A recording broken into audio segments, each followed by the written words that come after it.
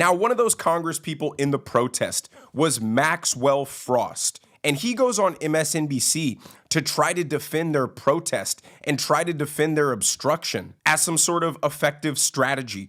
But what he ends up doing is actually admitting there is nothing that the Democrats can do other than make noise and embarrass themselves and accept defeat. Watch. Congressman, listen, you've been protesting all week. I've seen you. I've seen this on your social media, including the following. Take a quick look. What do we need? I mean, Maxwell, I could spend a long time telling you what we need. My question for you, what can you do? Yeah, well, I appreciate you having me on. I mean, obviously everybody knows we're in the minority, but we have to make this decision. Do we want to act like we're in the minority, or do we want to act like the opposition? And the fact of the matter is, of course, our institutional levers that we can pull to stop these things are limited.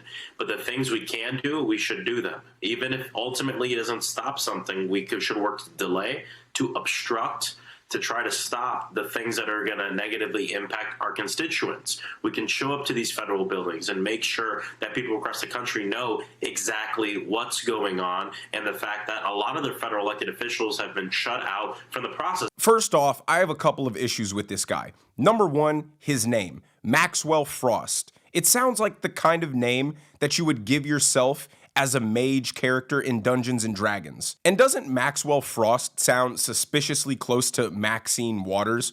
I don't know, just throwing that one out there for you guys. Number two, this guy is 25. Now, when you're young and you're elected or you're hired to positions of power, it's because they are expecting you to provide a youthful insight, a better understanding of the modern world, and cutting-edge strategies. But because the Democrat Party is run by a bunch of geriatric elderly people, this guy is making a fool out of himself by engaging in the same strategies that might have worked in 1968. And he talks about his protest. Yeah, we're doing this so the American people know what's going on. Buddy, you guys don't even know what's going on. That's why you're sitting outside of a building getting blocked by one person and then going home, because that's the end of your thought process. You guys didn't get that far. You didn't even think ahead what would happen if just one person went outside and said, nope, you can't come in. And this is why Democrat supporters are so upset with their party, because they're seeing just truly how incompetent these people are. You didn't have a plan